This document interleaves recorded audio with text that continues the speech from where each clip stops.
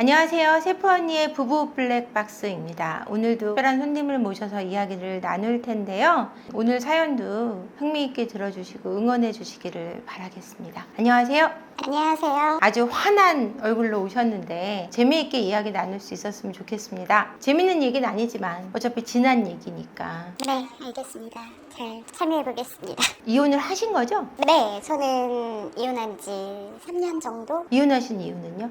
저 같은 경우는 남편이 업소를 다니기 시작하면서 업소녀들이랑 많은 교류를 하고 그 부분을 알게 돼서 기간을 두고 이혼을 하게 되었습니다. 교류라 그러니까 굉장히 좀 우아하게 들리네요. 제가 말하는 교류는 남편이 업소를 거의 이틀에 한 번 꼴로 방문을 했어요. 그리고 업소녀들이랑 그 업소녀들이라고 하면은 유흥업소도 포함이 되고 주점 그리고 또 피리스텔 그 분들이랑도 같이 그분들이랑 이제 소통을 하게 된 걸 제가 핸드폰으로 알게 돼가지고 그러면은 만난다는 걸 핸드폰으로 알게 되신 거예요? 네, 만난다는 부분을 어느 날부터 남편이 핸드폰을 제가 이렇게 보려고 하면은 저희는 이제 핸드폰에 대해서 서로 굉장히 노터치를 하거나 그러지는 않았는데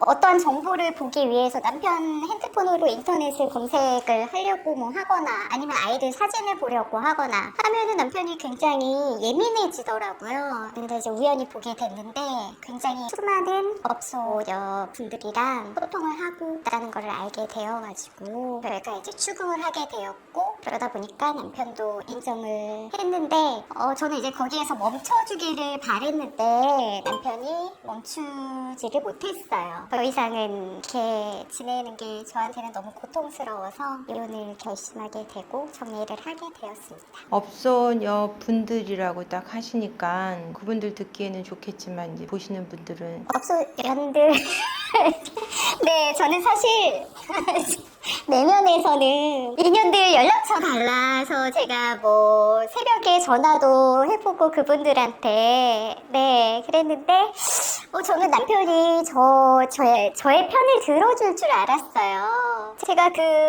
상황에 대해서 남편 보고 얘네가 정말 너를 사랑해서 너랑 이렇게 소통을 하고 얘네가 하는 말들이 진심인 줄 아냐고 이야기를 했을 때 저 보고 함부로 그 사람들이 하는 말들 그 사람들의 행동들 이런 거에 대해서 평가하지 말라고 그분들은 자기에 대해서 진심이라고 이렇게 이야기를 하더라고요. 그러니까 업소녀들이 본인을 향한 마음이 진심이다. 네, 그렇게 착각을 하고 있었어요. 남편분이 돈을 받고 그분들을 만나나 보죠? 저희 남편 같은 경우는 제가 보니까 그 문자 내용을 봤는데 돈을 1,000만 원, 2,000만 원 이렇게 업소녀한테 입금을 했던 부분도 있더라고요.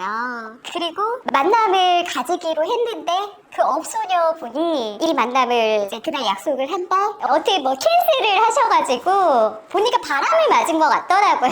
돈은 주고. 네, 남편은 이미 입금을 그분한테 몇 번 이렇게 했어요. 몇 천만 원씩 입금을 드렸는데 만나기로 한 날 이분이 이제 잠수를 타신 것 같더라고요. 너 내가 빌려준 돈 나한테 다시 입금해줘라 이렇게 이야기하는데 그 뒤로는 보니까 문자 내용이 소통을 한 내용이 없더라고요. 저는 그렇게 생각했어요. 아, 이렇게 당하고 나면은 이제 멈추겠지 라는 생각을 했는데 멈추지 못했어요. 계속 저희 남편이 잠을 자는 그런 방에서 비아그라가 계속 나오고 지속적으로 나오고 이제 제가 이제 처음 경험한 거긴 한데 제모한 흔적도 남편이 자는 방에서 계속 나오고 그런 걸 제가 지켜보기가 너무너무 고통스러웠어요. 돈 몇천 송금하고 만나기로 한 날 약 먹었는데 안 나오고.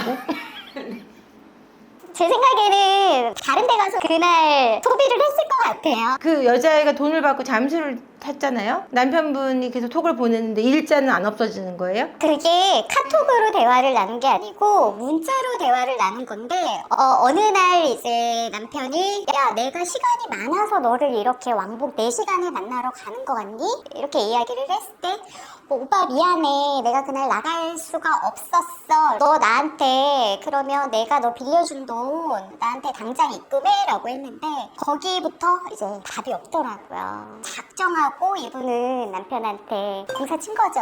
남편 화났네요. 화는 나는데 자업자득이죠. 본인이 저지른 일이었고. 그러면은 남편분은 그분하고만 그러는 게 아니라 많은 분들하고 만나시는 거죠? 제가 보기에는 셀 수가 없었어요. 셀 수 없을 정도로 많은 분들이랑 만나는데 그 중에는 뭐 많이 마음이 갔던 분들도 분명 있던 것 같더라고요. 남편분 생각하시기에는 그 잠수 타신 분도 자기한테 진심인 거예요, 그죠? 진짜로 진심인 줄 아셨던 것 같아요. 그분한테는. 네. 저도 못 받아본 한 번에 이렇게 큰 돈을 저한테 이렇게 몇 천만 원씩 송금을 해주진 않았는데 그분한테 이렇게 송금을 해준 거 보면은 그때는 이 여자가 정말 나한테 진심이구나 라는 거를 남편이 느꼈으니까 그렇게 미친 짓을 했겠죠. 뭐 정확한 나이는 아니어도 남편분 나이가 어느 정도 되세요? 40대 중반이었고요. 지금은 40대 후반. 그 공사친 옵소녀분 나이 아세요? 제 생각에는 아무래도 만나기로 한 장소가 거기가 이제 그분이 거주하는 집이었던 것 같아요. 예, 그래서 아마 뭐 대학생 오피스 걸 뭐 이런 거 아닐까 싶거든요. 20대 후반 아무리 많아도. 그리고 저희 남편 같은 경우는 20, 30대, 30대도 여자로 안 봐요.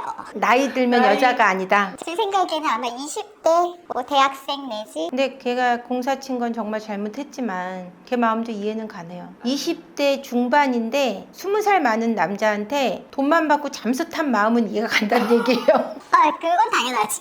네.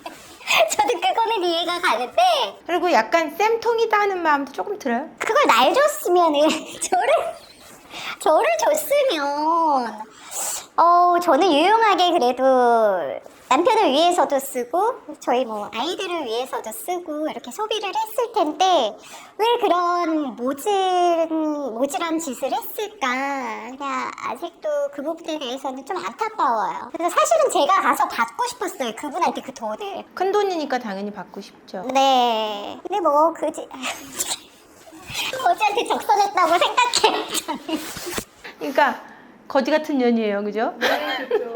응? 그죠? 어쨌거나 쌤통이네요. 그래서 이혼을 하셨잖아요. 지금 잘했다는 생각이 드세요? 를 위해서 이혼을 한 거였지만은 저희 이제 자녀가 중학생 아이 2명을 저희가 양육을 하고 있는데 딸인가요, 아들인가요? 딸, 아들 이렇게 양육을 하고 있는데 이제 저희 딸 같은 경우는 아빠에 대한 애정이 되게 커서 어렸을 때부터 아빠의 사랑도 되게 많이 받아왔고 그리고 이제 아이들이 사춘기가 돼서 제가 어떻게 아이들 컨트롤하는 게 너무 힘들다 보니까 남편의 자리가 되게 크게 느껴져요. 딸이 큰아이, 둘째가 이제 아들이군요. 근데 이제 아들 같은 경우는 아빠와 같이 보내는 시간을 예전에는 몰랐는데 지금 아이들이 어느 정도 성장해 보니까 아빠와 대화도 많이 필요한 것 같고 그리고 주변에 이제 친구들이 아빠와 여행 다니고 아빠가 이제 이끌어주는 이런 아빠의 빈자리 그런 게 느껴져서 지금은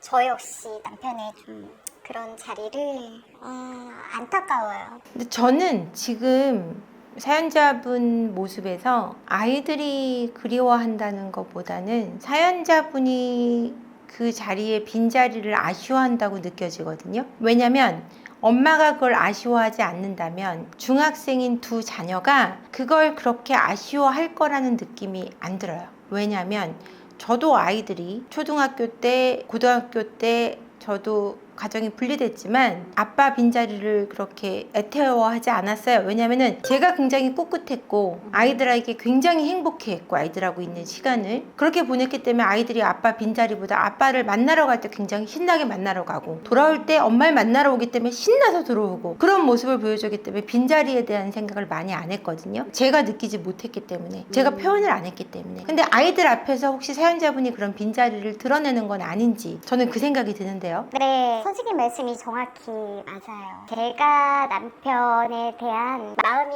사실 3년이 지났는데도 불구하고 한 번도 남편에 대한 마음이 멀어지거나 이렇게 남편을 잊거나 그리고 남편의 자리를 부재에 대해서 뭐 감정이 오거나 이런 적이 한 번도 없었던 것 같아요. 없었고 지금도 역시 돌아와줬으면 좋겠어요. 그러니까 저는 이렇게 생각해요. 그 부분이 남편분이 업소녀하고 그런 잘못된 행동은 했지만 결혼 생활 중에 지금 사연자분께 굉장히 잘했나 봐요. 네, 굉장히 가정적이고 저에 대해서도 굉장히 많이 존중해주는 편이었고 정말 부족함이 없는 그런 남편이었기 때문에 제가 더 지금 남편의 그런 빈자리에 대해서 미련을 많이 가지는 것 같아요. 잘했던 부분 때문에. 근데 저는 이제 조금 일부를 마무리하자면 남편분이 좋은 분이었고 지금 그런 잘못된 부분이 있었지만 그 분이 발견됐을 때 사연자분이 남편분의 어떤 그런 성 중독적인 관계 중독적인 부분을 치료하려고 왜 노력은 안 했는지. 사실 저는 제가 받아들이기가 너무 힘들었어요. 왜냐면 어떻게 이렇게 나한테 잘했던 사람이 그리고 너무나 가정적이었던 사람이 어떻게 이렇게 한순간에 이러한 행동을 할 수 있지라고 생각을 하면서 용서할 수가 없었어요. 그때는 어떻게 네가 나한테 라는 생각이 너무너무 컸는데 분노가 너무 높아서. 그리고 남편이 업소를 다니면서 탕진을 되게 많이 하는 걸 제가 좀 느꼈거든요. 그때 당시에는 내가 내 아이들을 지키기 위해서는 이혼만이 답이다라는 생각이 들었어요. 그때는. 네. 만약에 남편이 제자리로 돌아온다면 그런 치료를 다시 해나갈 의지는 있으세요? 예전에 그 상태가 된다면. 기회는 한번 가져보고는 싶어요. 만약에 내가 이렇게 노력을 했는데도 사실 지금도 후회되는 부분이 그때 나는 왜 한 번쯤 그래도 남편을 치료를 생각하지 않았을까. 그때는 분노가 너무 많고 그리고 이러다가는 아이들도 힘들 수도 있겠구나라는 생각이 너무 커서 내 거 지금 이 순간 내가 가지고 있는 거라도 지켜야지라는 생각에 이혼을 선택을 했는데 지금 생각해보면 그때 이렇게 내가 사는 게 남편 없이 살아가는 게 힘들 줄 알았다면은 남편을 조금 잡아줘 볼걸 그런 아쉬움이 지금 되게 많이 커요. 저는 이렇게 생각해요. 그때는 전체를 보지 못하고 좀 좁게 보셨던 것 같고 그때 당시 만약에 넓게 지금 당장 화나고 쇼크를 입은 거에 대해서 나를 먼저 치료하고 전체적인 가정을 붙드는데 한 발자국 멀리서 이 가정을 붙드는데 조금 더 신경을 쓰셨다면 화나고 이걸 떠나서 분노보다 가정을 붙드는데 더 크게 힘을 좀 쓸 수 있는 힘이 있었다면 사연자분은 충분히 그 고난을 이겨나가실 수 있었을 것 같고요. 성중독이나 이런 거에 대한 또 지식이 없으셨을 것 같아요. 그게 있었다면 치료를 해나가셨을 수도 있다는 생각이 들고 만약에 남편분이 다시 돌아오셔서 기회를 가지신다면 적극적으로 도움을 드리고 싶다는 생각이 드네요. 그리고 그럼에도 불구하고 지금 스스로 일어서시고 밝으신 모습이 굉장히 보기 좋거든요. 2부에서는 그렇게 또 극복하신 이야기를 좀 듣고 싶어요. 2부 이어서 다시 좀 잠시 후에 뵙겠습니다. 고맙습니다.